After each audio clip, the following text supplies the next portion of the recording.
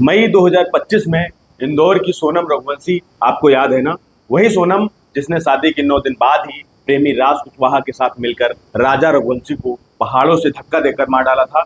सोनम की बेवफाई यदि आप भूल गए होंगे तो मुस्कान रस्तोगी आपको पक्का याद होगी। वही मुस्कान नीले ड्रम वाली, जिसने बॉयफ्रेंड साहिल शुक्ला के साथ मिलकर पति सौरभ राजपूत की हत्या कर दी थी। लाश को टुकड़ों में काटकर नीले ड्रम में सीमेंट के साथ जाम कर दिया था। उसी पैटर्न को आगे बढ़ाते हुए अब इतिहास में हैट्रिक मारी है सिया गोयल ने। यह सच्ची घटना जो कि 18 जून 2026 को महाराष्ट्र के पुणे में स्थित लोहागढ़ किला की है। इसमें 20 वर्षीय प्रेमिका सिया गोयल, उसके प्रेमी 22 वर्षीय चेतन चौधरी और 25 वर्षीय उसका मंगेतर केतन अग्रवाल तीनों मुख्य किरदार में है। केतन अग्रवाल पुणे के बहुत बड़े कारोबारी का बेटा है जो सिया का मंगेतर है। शुरुआत में जिसे एक दर्दनाक ट्रैकिंग हादसा समझा गया था, पुलिस जांच में वह एक सोची समझी और खौफनाक हत्या की साजिश निकली है। केतन और सिया की सगाई फरवरी 2026 में पारिवारिक सहमति से हुई थी। नवंबर 2026 में जयपुर के एक आलीशान महल में इसकी डेस्टिनेशन वेडिंग होने वाली थी, जिसके लिए करोड़ों रुपए की बुकिंग और चार्टर्ड प्लेन तक तय हो चुके थे। लेकिन सिया इस शादी से खुश नहीं थी। वह करीब 1 साल से चेतन चौधरी नाम के युवक से प्यार करती थी। चेतन चौधरी की दुकान सिया के पिता की दुकान के पास ही मार्केट यार्ड में थी। सिया केतन से पीछा छुड़ाना चाहती थी ताकि वह चेतन के साथ रह सके। पुलिस जांच में सामने आया है कि सिया और चेतन ने केतन को रास्ते से हटाने के कई बार प्रयास किए। जून 2026 की शुरुआत में केतन और सिया को प्री वेडिंग शूट के लिए बाली, इंडोनेशिया जाना था। मुंबई एयरपोर्ट पर अचानक केतन का पासपोर्ट गायब हो गया और ट्रिप कैंसिल हो गई। बाद में पता चला कि सिया ने ही जानबूझकर पासपोर्ट छिपा दिया था ताकि ट्रिप पर न जाया जा सके। केतन की मौत के ठीक 4 दिन पहले यानी 18 को उसकी मौत होती है। 14 तारीख को सिया केतन को लोहागढ़ किले पर लेके गई थी।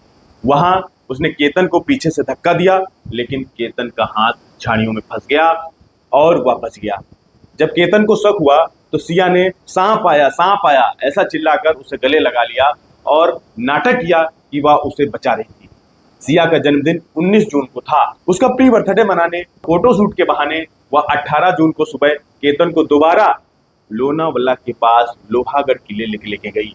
प्लानिंग के मुताबिक उसका प्रेमी चेतन चौधरी भी हुड्डी पहने हुए, इतनी भयानक गर्मी में भी हुड्डी पहनकर अपने आप को न दिखाया जा सके, वहां पर पहले से ही छुपा था।